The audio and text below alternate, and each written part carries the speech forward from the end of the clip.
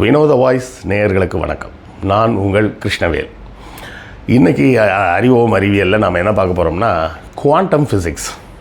என்ன சார் போட்டு ஒரே ஃபிசிக்ஸாக போட்டு தாக்குறீங்க அப்படின்னா, ஃபிசிக்ஸ்னால் என்னோன்னு நினச்சிக்கிறீங்க. இப்போ நேற்று பேசுனது ஃபிசிக்ஸ் தான், முந்தா நாள் பேசுனதும் ஃபிசிக்ஸ் தான், இன்றைக்கி பேச போகிறதும் ஃபிசிக்ஸ் தான். ஃபிசிக்ஸை எளிமையாக உங்களுக்கு புரிகிற மாதிரி என்னால் சொல்ல முடியுதா, அதாவது ஃபார்முலாலாம் இல்லாமல் சொல்ல முடியுதா அப்படிங்கிறது தான் நான் பார்க்குறேன்.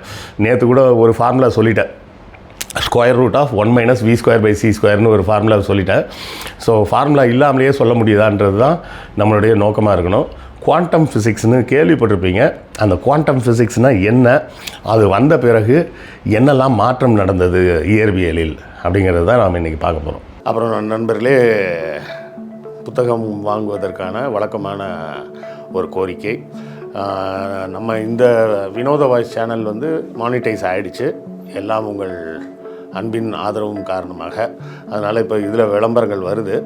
ஆனாலும் இந்த விளம்பரங்களின் மூலம் வரக்கூடிய வருமானம் நம்ம கேஆர்வி சேனலில் வந்த அளவுக்குலாம் ஒன்றும் வராது. அதோட கம்பேர் பண்ணால் 1/10 பங்கு வந்தாலே ஜாஸ்தின்னு வச்சிங்களேன். உங்கள் ஆதரவு தொடர்ந்து எங்களுக்கு வேண்டும். புத்தகங்கள் வாங்கினீங்கன்னா அதை கொண்டு இந்த சேனலை நடத்துவதற்கு இன்னும் கொஞ்சம் சிறப்பாக நடத்தலாம். செய்திகளையும் இன்னும் அழகாக சேகரித்து கொடுக்கலாம். ஸோ இல்லை சார், பணம்லாம் கேட்காதீங்க சார். நம்ம பணம்லாம் கேட்குறது கிடையாது. நம்ம கேட்குறது என்ன கேட்போம், புத்தகங்கள் வாங்கி அதன் மூலமாக வருவாயை வைத்து நடத்துகிறோன்னு தான் சொல்கிறோம். இல்லை சார், புக்கெல்லாம் வாங்குறதுக்கெல்லாம் இப்போதைக்கு முடியாது சார், படிக்கிறதுக்கே எனக்கு நேரம் இல்லை சார் அப்படி இப்படின்னு நிறைய பேர் சொல்லலாம். வெளிநாடு வாழ் மக்கள் நீங்கள் புத்தகங்கள் வாங்கணும்னா முடிஞ்ச நேரம் வாங்கினாலும் வாங்குங்க. இல்லை வேண்டாம் அப்படின்னா அமேசான்லேருந்து கிண்டில் வெர்ஷனே நீங்கள் எடுத்து படிச்சுக்கலாம். பாபர் நாமா வர உள்ள எல்லா புத்தகங்களும் அமேசான் கிண்டிலில் கூட இருக்குது. இது எல்லாம் எதுவுமே முடியாதுன்னா கூட இந்த வீடியோக்களை ஷேர் பண்ணுங்கள். ஷேர் பண்ணாலே அதுவும் ஒரு வகையால் ஆதரவு தான். லைக் போடுங்க, கமெண்ட் போடுங்க, எல்லாமே ஆதரவு தான். ஸோ ஏதாவது ஒரு வகையில் எங்கள் சேனலுக்கு தொடர்ந்து உங்கள் ஆதரவை கொடுத்து கொண்டே இருங்க. Quantum physics. இந்த குவாண்டம் ஃபிசிக்ஸ் வர்றதுக்கு முன்னாடி பார்த்திங்கன்னா ஃபிசிக்ஸில் எல்லோரும் சேர்ந்து ஒரு தியரியை தேடிட்டு இருக்காங்க. இன்றைக்கும் தேடிட்டு தான் இருக்கிறாங்க. யூனிஃபைடு கிராண்ட் தியரி, இல்லை கிராண்ட் யூனிஃபைடு தியரின்னு சொல்லணும், சாரி, கட், GUT கட் அப்படிம்பாங்க. கிராண்ட் யூனிஃபைடு தியரி அப்படிம்பாங்க. கிராண்ட் யூனிஃபைடு தியரி அப்படின்னு சொன்னால் என்ன அர்த்தம் அப்படின்னா, உலகில் இயற்கையான சக்திகள், பல சக்திகள் உள்ளது. அதைத்தானே சார் நாங்களும் சொல்கிறோம். நம்மை மீறிய ஒரு சக்தி இருக்குது, அதுதான் கடவுள். அந்த சக்திகளெல்லாம் நான் போகல. நான் சொல்கிறது இயற்கையாக இருக்கக்கூடிய சக்திகள். என்னெல்லாம் சக்திகள்? புவியீர்ப்பு விசை, அது ஒரு சக்தி தானே. புவியீர்ப்பு விசைன்னு ஒரு சக்தி இருக்குது. அப்புறம் காந்த சக்தின்னு ஒன்று இருக்குது, சரியா? அப்புறம் எலக்ட்ரிக்கல் மின்சார சக்தின்னு ஒன்று இருக்குது. அதன் பிறகு அணுவில் இருக்கக்கூடிய ஈர்ப்பு விசை, எதிர்ப்பு விசைன்னு இருக்குது, சரியா? இது எல்லாத்தையும் ஒன்றா சேர்த்து ஒரே தியரியாக மாற்ற முடியுமா? ஒரு ஃபார்முலா போட்டால் இது எல்லாத்துக்குமே அப்ளை ஆகணுன்ற மாதிரி கொண்டு வர முடியுமா அப்படின்னு தான் விஞ்ஞானிகள் பலகாலமாக முயற்சி செஞ்சிகிட்டு இருக்கிறாங்க. இந்த முயற்சியில் அவர்களுக்கு ஒரு பெரிய இடைஞ்சல் இருக்குது. என்னன்னு பார்த்தீங்கன்னா, எலக்ட்ரிக்கல் எனர்ஜியும் மேக்னெட்டிக் எனர்ஜியும் சேர்த்துட்டாங்க. சேர்த்து எலக்ட்ரோ மேக்னெட்டிக் எனர்ஜினே வந்துருச்சு. எலக்ட்ரோ மேக்னெட்டிக் எனர்ஜின்றது தான் நம்மளுடைய இந்த அலைகள், வேவ்ஸ், ரேடியோ வேவ்ஸ்ன்னு சொல்கிறோம்ல, அந்த ரேடியோ வேவ்ஸு நம்ம இதில் மைக்ரோவேவ் அவனில் இருக்கக்கூடிய இண்டக்ஷன், அந்த குக்கிங்க்கு பயன்படுறது எல்லாமே அந்த எலக்ட்ரோ மேக்னெட்டிக் வேவ்ஸ் தான். அப்போ இந்த எலக்ட்ரிக்கல் எனர்ஜி, மேக்னெட்டிக் எனர்ஜி ரெண்டுத்தையும் சேர்த்து எலக்ட்ரோ மேக்னெட்டிக் எனர்ஜின்னு கொண்டு வந்துட்டாங்க. அது கூட நியூக்ளியர் எனர்ஜி, அதையும் சேர்க்க முடியுமான்னு முயற்சி பண்ணிகிட்டு இருக்காங்க. அது கூட முடியும். ஏன்னு கேட்டால் அங்கேயும் புரோட்டான்னு ஒரு பாசிட்டிவ், எலக்ட்ரான்னு ஒரு நெகட்டிவ். காந்த சக்தியில் நார்த் போல், சவுத் போல். எலக்ட்ரிசிட்டியில் பாசிட்டிவ், நெகட்டிவ், எல்லாத்துலேயுமே 2 இருக்குது. அப்போ இது எல்லாத்தையும் ஒன்றா சேர்த்து ஒரு தியரியை உருவாக்க முடியுது. இங்கே எங்கே சிக்கல் வருதுன்னா, கிராவிடேஷனல் ஃபோர்ஸை இவங்களால இதுக்குள்ளே கொண்டு வர முடியல. ஏன் கொண்டு வர முடியல? ஏன்னா கிராவிட்டியில் ஈர்ப்பு விசை மட்டும்தான் இருக்குது, எதிர்ப்பு விசை இல்லை. கரெக்டு தானே? எல்லாமே ஒன்று இழுக்க தான் செய்தே தவிர ஒன்று விலக்கும் சக்திகள் அப்படின்னு எதுவுமே இல்லை. அப்போ இந்த கிராவிடேஷனல் ஃபோர்ஸை இதுக்குள்ளே எப்படி சேர்க்கறதுன்னு இன்னும் பல வருஷமாக மண்டையை பிச்சுக்கிட்டு இருக்கிறாங்க. இன்னும் முடியல. இது ஐன்ஸ்டீன் காலத்துலேருந்து செஞ்சிகிட்டு இருக்கிறாங்க.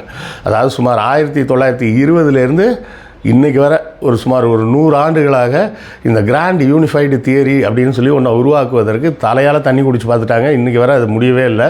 அதை உருவாக்கும் விதமாக ஸ்டீஃபன் ஹாக்கிங்ஸ் தான் வந்து ஸ்ட்ரிங் தியரி அப்படின்னு ஒன்று சொன்னார். அந்த ஸ்ட்ரிங் தியரின்றது வந்து கண்ணுக்கு தெரியாத இழைகளால் எல்லாம் ஒன்றோட ஒன்று இழுக்கப்பட்டிருக்கு, கட்டப்பட்டிருக்குன்ற மாதிரி ஒரு தியரி சொல்லுவார். அந்த தியரியெல்லாம் நான் சொன்னேன்னா மென்டல் ஆகிடுவோம், நமக்கு புரியாது. அதனால் அதை வந்து அப்படி ஒன்று இருக்குன்றதை மட்டும் வச்சுக்கலாம் மைண்டில். அதாவது பூமியும் சூரியனும் ஒரு கயிறால் கட்டப்பட்டிருக்குன்ற மாதிரி ஒரு தியரி மாதிரி ஒன்று சொல்கிறார். சரியா? சரி, அது இருக்கட்டும் ஒரு பக்கம். இதை தாண்டி இன்னொன்று என்ன சொல்லுவாங்கன்னா, நம்ம டைமென்ஷன் சொல்கிறோம் பார்த்திங்களா, இந்த டைமென்ஷன் வந்து 11 டைமென்ஷன் வரை இருக்குது அப்படின்னு சொல்கிறாங்க. 11 டைமென்ஷன் நம்ம பார்க்குறது 3வது டைமென்ஷன். அதாவது சிங்கிள் டைமென்ஷன்னா ஒத்த லைன் மட்டும்தான், அதுக்கு அகலமே இருக்கக்கூடாது. நம்ம பேப்பரில் வரைகிறோமே அந்த லைனா சார், இல்லை முடின்னு எடுக்கிறோமே அந்த முடியா சார் அப்படின்னா அதுவும் கிடையாது. முடிக்கு கூட ஒரு திக்னஸ் இருக்குது. திக்னஸே இல்லாத ஒரு லைன் அப்படிங்கிறது தான் 1 டைமென்ஷன். 2 டைமென்ஷனுங்கிறத வந்து ஒரு பேப்பர் மாதிரி நம்ம கற்பனை பண்ணிக்கலாம். அந்த பேப்பருக்கு திக்னஸே இருக்கக்கூடாது. சாதாரணமாக ஒரு பேப்பர்னால் கூட அதுக்கு வந்து ஒரு சின்ன திக்னஸ் இருக்க தான் செய்யும். அந்த திக்னஸே இல்லாத ஒரு பேப்பராக இருந்ததுன்னா அது வந்து 2 டைமென்ஷன். ஒரு டப்பா மாதிரி இருந்ததுன்னா அது 3 டைமென்ஷன். சரிங்களா? 3வது பரிமாணம். 4வது பரிமாணம்னா என்ன அப்படின்னு கேட்டோம்னா, 4வது பரிமாணத்தை நீங்கள் கற்பனை தான் பண்ணிக்கணும். இப்படி போட்டால் எக்ஸ் ஆக்சிஸு, அதுக்கு நேராக போட்டால் ஒய் ஆக்சிஸு, அதுக்கு கிராஸாக போட்டோம்னா அதுக்கு அந்த 2 ஆக்சிஸ்க்கும் 90 டிகிரியில் இன்னொரு ஆக்சிஸ் போட்டால் இசட் ஆக்சிஸு.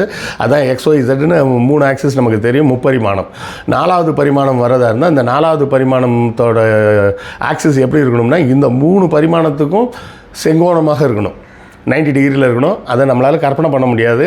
ஆனால் அது என்ன சொல்கிறாங்கன்னா, அந்த 3 பரிமாணத்துக்கு மேலே இருக்க பரிமாணங்கள்லாம் தன்னுடைய அழுத்தத்தின் காரணமாக சுருங்கி சிங்குலாரிட்டிக்கு போய்டும், 0 ஆகிடும். அதனால் அது எக்ஸிஸ்ட் ஆகாது, 3 பரிமாணங்கள் மட்டும்தான் இருக்க முடியும் அப்படின்னு ஒரு தியரி சொல்கிறாங்க. இப்போ இந்த குவாண்டம் ஃபிசிக்ஸ்னால் என்ன அப்படின்னு பார்த்தோம்னா, நமக்கு தெரிஞ்ச வரை என்ன இருக்கிறதுலே சின்ன பொருள் எது? அணு. அணுவையோட சின்ன பொருள் என்ன? அதில் இருக்கக்கூடிய புரோட்டான், நியூட்ரான், எலக்ட்ரான். இப்போ என்ன சொல்கிறாங்கன்னா, இந்த புரோட்டானை வேகமாக கொண்டு போய் இன்னொரு புரோட்டான் மேலே மோதினோம்னா அதுதான் இந்த பார்ட்டிக்கல் ஆக்சிலரேட்டர்னு கேள்விப்பட்டிருக்கீங்களா? அடிக்கடி சொல்லுவாங்களே, சுவிட்சர்லாந்தில் இருக்கக்கூடிய ஒரு பார்ட்டிக்கல் ஆக்சிலரேட்டரில் 2 பொருட்களை மோத விட்டார்கள் அப்படின்னு. அதுபோல் 2 புரோட்டானை வேகமான ஸ்பீடில் வந்து மோத விட்டோம்னா என்ன ஆகுதுன்னா அது உடஞ்சிருச்சு. எது? புரோட்டான் உடஞ்சி போச்சு. புரோட்டான் உடஞ்சா என்ன வருது அப்படின்னு பார்த்தோம்னா உள்ளே வந்து குவாண்டம் பார்ட்டிகல்ஸ், குவார்க்ஸ் அப்படின்னு சொல்கிறாங்க. 4 வகையான ஒரு குட்டி குட்டி பொருளாக அது உடஞ்சி செதறி அப்புறம் கொஞ்சம் காலம் கழித்து அது டீகே ஆகிடுது. அதாவது எனர்ஜியாக கரைஞ்சிருது அது. அப்போ அந்த குவாண்டம் பார்ட்டிகளை எப்படி ரிசர்ச் பண்ணுறது, அதோட தன்மைகள் என்ன அப்படிங்கிற விஷயங்கள் எல்லாம் தான் இப்போ ஆராய்ச்சி நடந்துக்கிட்டு இருக்குது. சரி, இந்த குவாண்டம் அப்படிங்கிற விஷயத்தில் நமக்கு என்ன சார் பலன் இருக்குது? நம்ம அன்றாட வாழ்க்கையில் அதுக்கு ஏதாவது யூஸ் இருக்கா? நீங்கள் பாட்டுக்கு எதையாவது அதை கண்டுபிடிக்கிறேன் இதை கண்டுபிடிக்கிறேன்னு எதையா பண்ணிகிட்டு இருக்கிறீங்க, எனக்கு டெய்லி லைஃப்பில் அது யூஸ் ஆகுதா அப்படின்னு சில பேர் உடனே கேட்பாங்க. நான் E=mc² படித்து என்ன சார் பண்ண போகிறேன், A+B² படித்து என்ன சார் பண்ண போகிறேன் அப்படின்னு கேட்குறாங்க. அதெல்லாம் வந்து யாருக்குன்னா அந்த ஆராய்ச்சியில் போய் சேர்றவங்களுக்காக உள்ள பாடம். அப்போ அதையா சார் நான் படிக்கணும் அப்படின்னா, நீங்கள் +2 வர உங்களுக்கு வந்து என்ன படிக்கணுன்ற அறிவு இருக்காது. அதனால் எல்லாத்தையுமே படிங்கன்னு சொல்கிறாங்க. சயின்ஸும் படிங்க, மேக்ஸும் படிங்க, பயாலஜியும் படிங்க, எல்லாம் படிங்க. அதன் பிறகு உங்களுக்கு எந்த துறை பிடிச்சிருக்கோ அந்த துறையில் போய் படித்து இன்னும் நல்லா டெவலப் பண்ணிக்கிங்க. மேக்ஸ் மட்டும் படிச்சிருந்தா கூட போதும், அக்கௌண்டன்சி அது இதுன்னு போயிடலாம். பயாலஜி, பாட்னி, ஜுவாலஜி படிச்சிருந்தால் நீங்கள் பாட்னியோ ஜுவாலஜியோ பொட்டானிஸ்டாவோ ஜுவாலஜிஸ்டாவோ போகலாம். ஃபிசிக்ஸ், கெமிஸ்ட்ரி படிச்சிருந்தீங்கன்னா இன்ஜினியராக போகலாம், இல்லைனா டாக்டராக போகலாம். இப்படி உள்ள எல்லா அவென்யூவும் உங்களுக்கு ஓப்பனாக இருக்கணும் அப்படிங்கிறதுக்காக தான் இது எல்லாத்தையுமே படிங்கன்னு சொல்கிறது. பள்ளியில் கல்லூரிக்கு போனதுக்கப்புறம் உங்களுக்கு விருப்பப்பட்ட அந்த சப்ஜெக்டை மட்டும் எடுத்து படித்து நீங்கள் அந்த துறை விற்பனராக மாறிடலாம். அதில் எந்த தப்பும் கிடையாது. ஸோ இப்படியாக போகணுன்றப்ப இந்த குவாண்டம் வந்து நம்மளுடைய டெய்லி லைஃப்க்கு எங்கே யூஸ் ஆகும் அப்படின்னு பார்த்தா, நம்மளை சுற்றி இருக்கக்கூடிய எல்லா பொருள்லேயுமே ஃபிசிக்ஸ் இருக்குது, கெமிஸ்ட்ரி இருக்குது, சரியா, எலக்ட்ரானிக்ஸ் இருக்குது, எலக்ட்ரிசிட்டி இருக்குது, மேக்னெட் இருக்குது, எல்லாமே இருக்குது. ஸோ நம்ம அது வந்து கண்ணுக்கு அது தெரியாமல் நம்ம அதை பயன்படுத்திகிட்டு இருக்கிறோம் அப்படின்றது தான் உண்மையான விஷயம். ஸோ இல்லவே இல்லை அப்படின்னு நம்ம வந்து ஒதுக்கணுன்ற அவசியம் இல்லை, ஒதுக்கவும் முடியாது.